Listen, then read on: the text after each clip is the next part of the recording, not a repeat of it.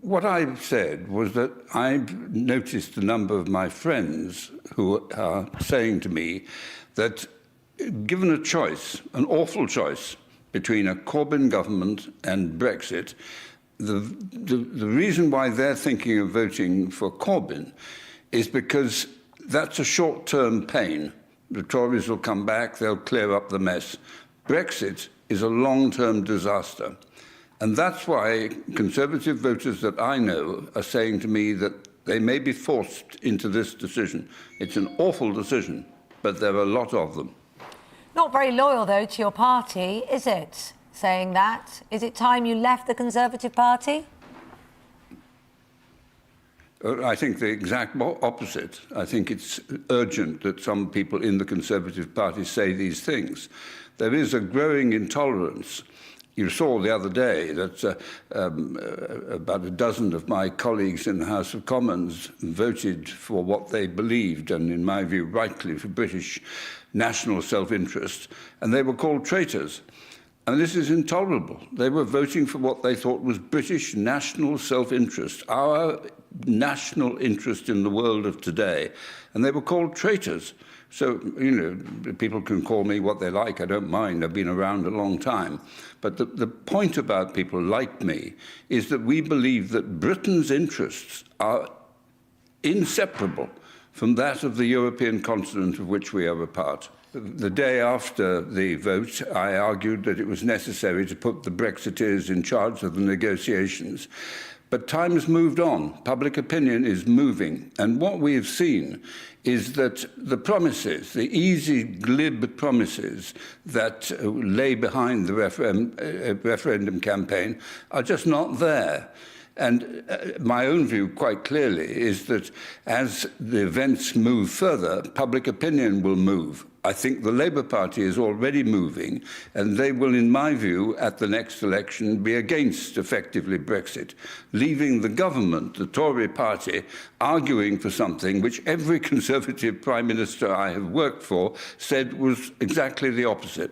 Well, what would you like to see happen next in that case? Because at the moment we had a referendum, people voted for Brexit, and that's happening. That's the course that we're going down. That is correct, and I will use any vote or any voice I may have to argue exactly the opposite. We should never have made that decision. We have made it. We should unmake it. And I've been in politics a long time. We've had lots of Labour governments, and in every case I have opposed them and sought to reverse what they did. On behalf of my party has had very significant success in doing that. We've cleared up the mess the Labour Party created. But the fact of the matter is, you can't clear up the mess that Brexit creates, except perhaps in a generation's time. But the thing is that people voted for this, though. In a democracy, that's what happens. People vote for it, and then the politicians make that happen. Surely there has to come a point where you have to make the best of what people have decided and carry that through. If my party had been told they had to make the best of what Labour had done in elections which they won, they would have been appalled at that suggestion, and quite rightly so. Sovereignty in this country lies in Parliament, and it is for Parliament to take the decisions that are necessary. And in fact, I got sacked the other day by the Prime Minister for trying to get this introduced into the law. What happened? Within months, the government itself was introducing legislation to do precisely what they'd sacked me for doing. So they're now saying they might remove the Conservative whip, which would mean kind of officially you weren't part of the Conservative Party.